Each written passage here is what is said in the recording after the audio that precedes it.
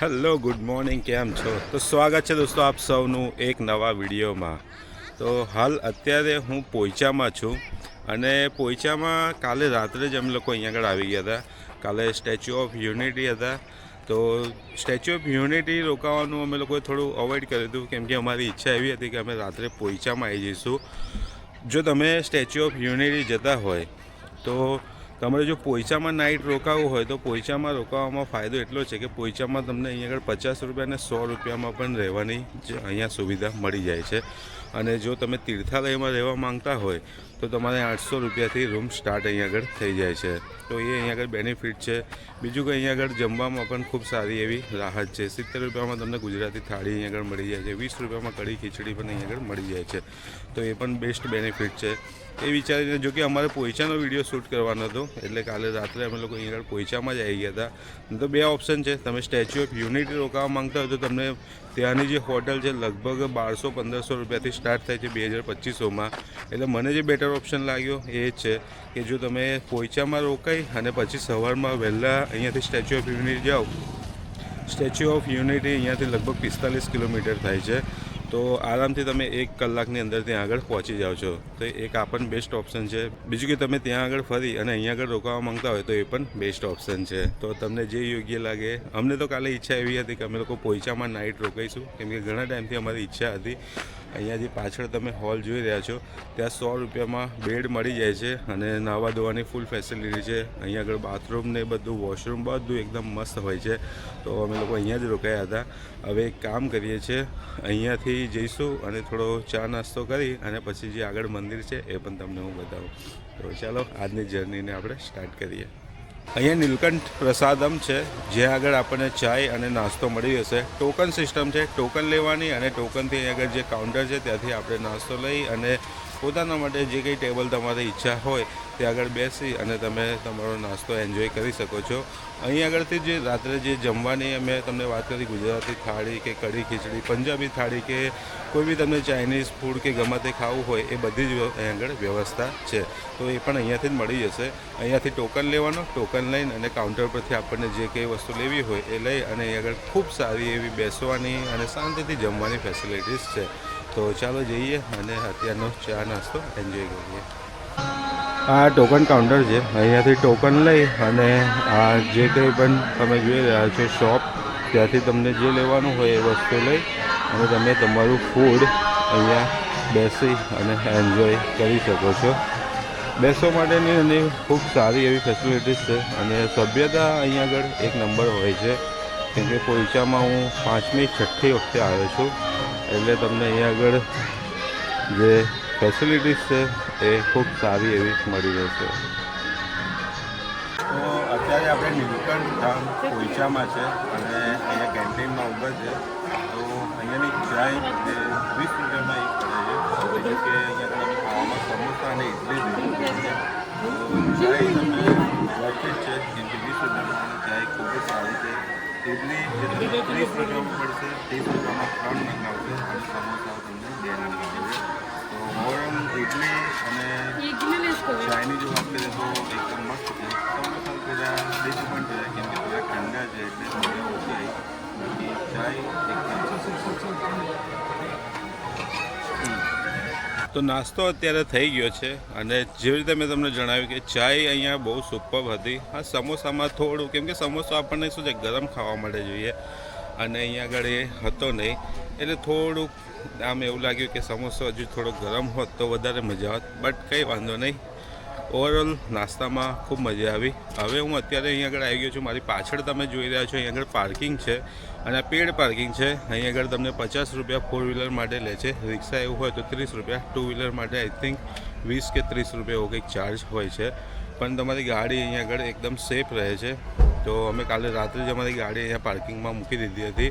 ત્યાર પછી અહીં આગળ પાછળ તીર્થાલય છે, જે હમણાં તમને નજદીકથી પણ હું બતાવી દઈશ.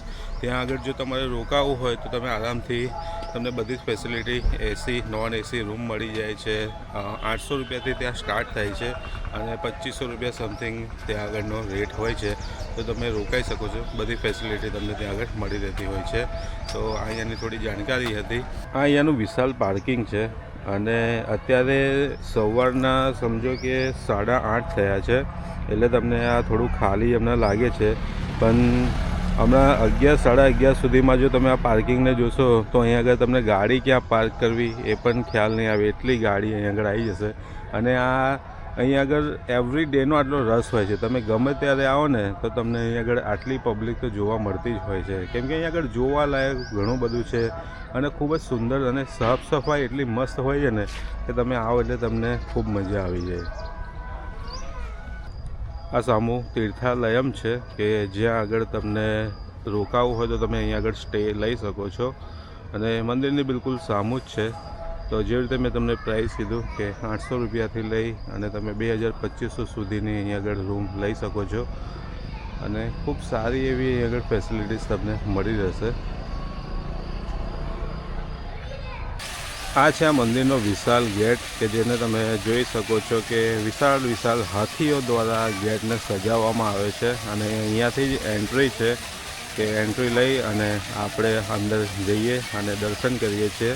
તો આ ભવ્ય ગેટ જોતાં જ આપણને એટલો આનંદ થાય, એટલો મસ્ત છે કે આમ એવું લાગે કે ચાલો અહીંયા આગળ સેલ્ફી ફોટોઝ લઈએ, કેમ કે ખૂબ જ સુંદર ગેટને અહીંયા આગળ સજાવવામાં આવેલો છે અને ખૂબ વિશાળ છે. તમે જોઈ શકો છો કે કેટલો મસ્ત લાગી રહ્યો છે, એકદમ અદ્ભુત. તો અહીંયા આગળ હવે એન્ટ્રી ટિકિટ તમારે લેવી પડે છે, કેમ કે પહેલાં નથી, હમણાં એન્ટ્રી ટિકિટ તમારે 10 રૂપિયા લેવી પડે છે.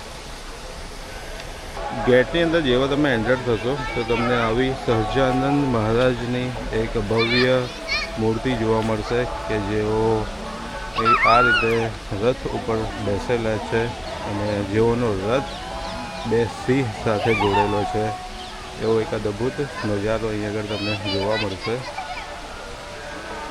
ત્યારબાદ અહીંયા આગળ ઘણું બધું જોવાનું છે, 1 બાય 1 આપણે જોઈએ અને પછી આપણે મંદિર સુધી પહોંચીએ.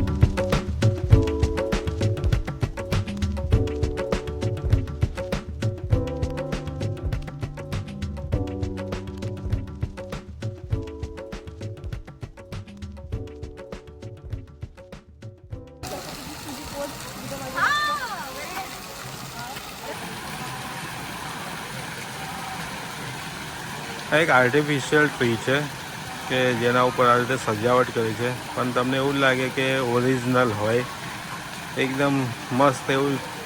મને પહેલાં જોઈને પણ એવું લાગ્યું હતું કે ઓરિજિનલ હોય, બટ આર્ટિફિશિયલ છે.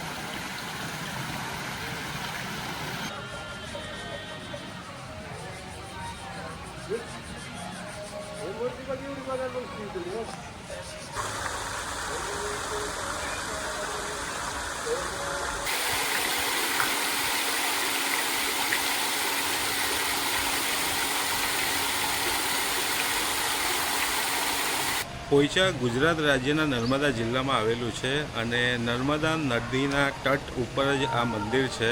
105 એકડ જમીનની અંદર આ વિશાળ મંદિર તમને અહીં આગળ જોવા મળશે, અને અહીં આગળ ભગવાન વિષ્ણુ, સહજાનંદ સ્વામી, સ્વામિનારાયણ ભગવાન સહિત અહીં આગળ એમના 24 અવતાર પણ જોવા મળે છે. તો અહીંયા આગળ આવી રીતે 3 દ્વાર છે. આ સહજાનંદ દ્વાર છે, ત્યારબાદ અહીંયા આગળ સામો શ્રી નીલકંઠ દ્વાર છે, અને આવો જ એક સામો દ્વાર છે શ્રી ઘનશ્યામ દ્વાર. તો એ 3 દ્વાર અને સામો કંઈક આ રીતે તમને ભવ્ય મંદિર જોવા મળશે.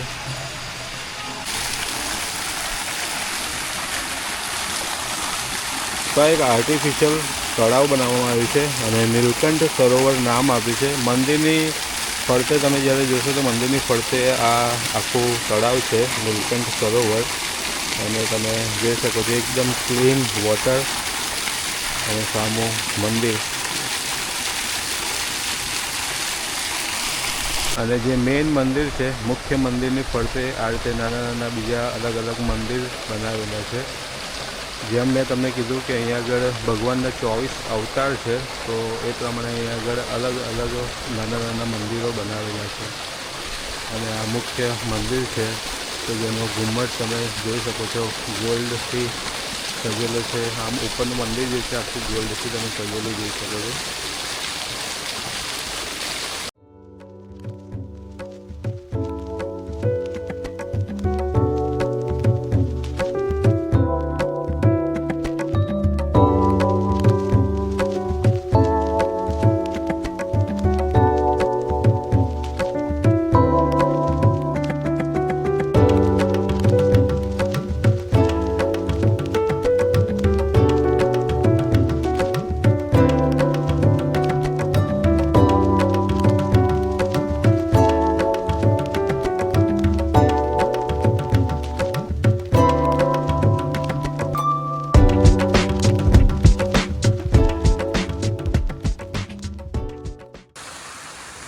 તો નીચે ભગવાન વિષ્ણુજીના દર્શન કર્યા આપણે. એ હવેલી કહેવાય છે જે આપણે નીચે ગયા હતા, અને હવે આપણે ઉપર શ્રી નીલકંઠ વર્ણી ભગવાનના દર્શન કરવા માટે આવ્યા છે.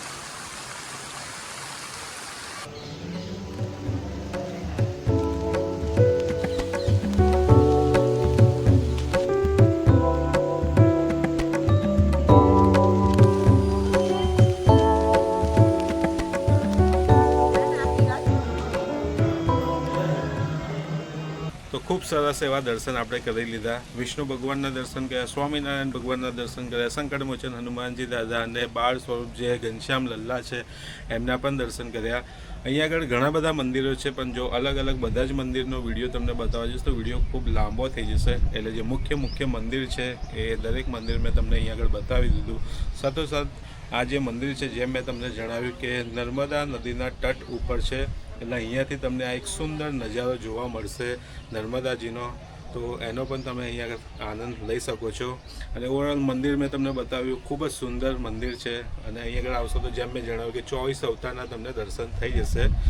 હવે અહીંયા જ્યારે તમે આવો છો પોઈચા, તો પોઈચાથી બિલકુલ સામું અહીંયા આગળ કુબેર ભંડારી છે, તો તમે ત્યાં પણ દર્શન માટે જઈ શકો છો. ત્યાંનો પણ વિડીયો આપણો આવવાનો છે, જે નેક્સ્ટ પાર્ટમાં આવશે. કુબેર ભંડારી એક અલગથી હું વિડીયો બનાવવાનો જઈ રહ્યો છું, તો એ પણ જોવાનું ચૂકતા નહીં. આના પછીનો જે વિડીયો આવશે એ જ આવવાનો છે. તો અહીંયાથી નીચે જવાનું છે, અને અહીંયા ગૌમુખ સ્નાન પ્રવેશ છે. નીચે 108 ગાયના મુખમાંથી પાણી પડતું હોય, અને તમે એ મંદિરના ફરતે જ હોય છે, તો તમે એ રીતે 108 ગાયના મુખના જે પાણી પડે છે એ પાણીથી તમે સ્નાન કરી શકો એવી વ્યવસ્થા છે. અને કપડાં ચેન્જ કરવા માટે પણ ફેસિલિટીઝ છે. તો અહીંયાથી પ્રવેશ છે નીચે આવીને પછી, અને આ રીતે 108 ગૌમુખ છે. તો મંદિરની ફરતે ચારે તરફ છે, એટલે તમે અહીંયાથી સ્ટાર્ટ કરો એટલે ગોલ ફરી અને પાછા તમે અહીંયા આગળ આવી જાઓ. બાજુમાં જે ગેટ છે ત્યાં આગળ. ઉનાળાની ગરમીમાં તો લોકો અહીંયા આગળ ખૂબ સ્નાન કરતા હોય. હમણાં થોડું કેવું ઠંડી છે, શિયાળો છે, એટલે તમને થોડી પબ્લિક ઓછી જોવા મળશે, પણ તે છતાંય હું તમને થોડું ઘણું અહીંયાથી બતાવી દઉં. તો એક આ રીતે તમારે અહીંયાથી સ્નાન કરવું હોય અને નીચે પડી ના જાવ એ માટે પણ ખૂબ સારી એવી વ્યવસ્થા છે. બાકી બધી 108 ગાયના મુખ છે, એમાંથી આવી રીતે પાણી ચાલીને ચાલુ જ હોય છે.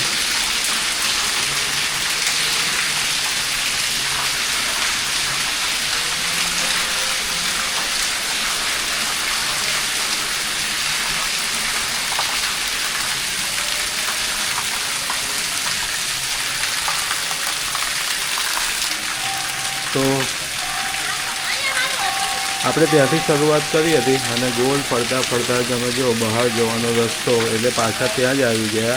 એટલે આ રીતે 108 ગાય જે છે એનો ચક્કર અહીંયા આગળ આપણો પૂરો થઈ ગયો છે. અહીંયાથી બહાર નીકળી અને પછી તમે જે લેડીઝ લોકો હોય એ લોકો માટે અહીંયા આગળ ચેન્જિંગ રૂમ બનાવેલો છે, તો આરામથી અહીંયા આગળ કપડાં ચેન્જ કરી શકો છો.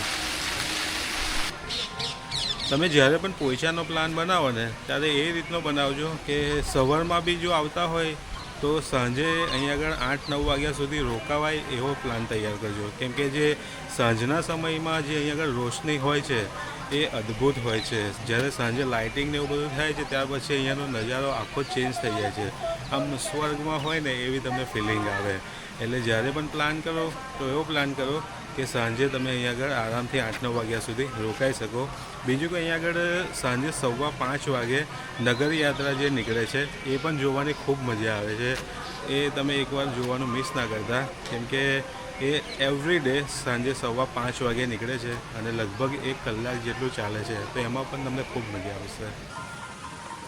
અહીં આગળ રેસ્ટ એરિયા પણ બનેલો છે, એટલે તમે સવારના આવ્યા હોય અને આખો દિવસ તમે ફરી અને બપોરના ટાઈમે આરામ કરવા માંગતા હોય તો તમે આરામથી અહીં આગળ રેસ્ટ કરી શકો એવી સુવિધા છે કે જેથી કરીને તમે સાંજનો જે નજારો છે એ પણ જોઈ શકો અહીંયા. તો અત્યારે દર્શન કરીને હવે હું બહાર આવી ગયો છું અને ઓવરઓલ જો વાત કરીએ તો ખૂબ જ સુંદર મંદિર છે, ખૂબ મજા આવે એવી જગ્યા છે અહીંયા આગળ. અને પહેલાં પણ હું કહી ચૂક્યો છું કે અહીંયા આગળ સભ્યતાના મામલામાં તો બહુ જ મજા આવે છે. અહીંયા પાછળ કેન્ટીન છે જે મેં તમને પહેલાં પણ બતાવી ચૂક્યો. ઓવરઓલ જો અહીંયાની વાત કરીએ ને તો અહીંયા આગળ બધી જ તમને ફેસિલિટીઝ મળી રહે છે. રહેવાની ફેસિલિટીઝ મળી રહે છે, જમવાની ફેસિલિટીઝ મળી રહે છે. તો તમે 1 દિવસ માટે આવો, 2 દિવસ માટે આવો, તમને ખૂબ મજા આવશે. બીજું કે અહીંયા આગળ બહાર સહજાનંદ પાર્ક છે, તો તમે જો બાળકો સાથે આવો છો તો તમને ખૂબ મજા આવવાની છે. માત્ર પર પર્સન 200 રૂપિયાની ટિકિટ છે, તો તમે ત્યાં પણ જઈ શકો છો. ઘણું બધું ત્યાં જોવાનું છે અને તમે ફોટો સેલ્ફી માટે પણ ખૂબ સારી એવી જગ્યા છે. બીજું કે તે બાળકોને ઘણું બધું જાણવાનું અને શીખવાનું પણ મળશે. રામાયણ મહાભારતના ઘણા બધા એવા પાત્ર ત્યાં મૂકેલા છે કે જેનાથી ઘણું બધું જાણવા અને શીખવા મળશે. તો એ પણ એક સારી એવી જગ્યા છે. એટલે સમજો કે તમે જો પોઈચાનું પ્લાનિંગ કરો છો તો પતાવવું હોય તો તમારે 1 દિવસમાં પણ પતી શકે છે અને 2 દિવસ તમારે લેવા હોય તો પણ આરામથી અહીંયા આગળ તમારા 2 દિવસ નીકળી જશે એવી આ જગ્યા છે. હવે જો હું તમને મારું પોતાનું કેલ્ક્યુલેશન જો તમને જણાવું ને તો તમે વડોદરાથી જો પોઈચા આવતા હોય તો તમને આવવા જવામાં ગેસનો જો ખર્ચો કે પેટ્રોલનો ખર્ચો ગણીએ ને તો હું મારી જ વાત કરું, મને જે ખર્ચો લાગે એ જો પેટ્રોલનો ખર્ચો 500 રૂપિયા લાગે. બીજું કહેવાય અહીંયા આગળ અમે જે નાઇટ સ્ટે કર્યો, જો નાઇટ સ્ટે કરવાનો હોય તો એક જણના 100 રૂપિયા છે અને જમવાનો બીજો તમે એક્સ્ટ્રા 100-200 રૂપિયા ખર્ચો એડ કરી દો તો 1000 રૂપિયામાં તો એક જણની ટ્રીપ આરામથી અહીંયા આગળ પૂરી થઈ જાય. તો એ હિસાબથી તમે તમારું જે કંઈ પ્લાનિંગ હોય એ કરી શકો છો. તો ચાલો હવે આ વિડીયોને આપણે રાખીશું અહીંયા જ. મળીશું એક નેક્સ્ટ વિડીયોમાં. તો ત્યાં સુધી હસતા રહો, મુસ્કરાતા રહો. Bye bye, Tata, take care.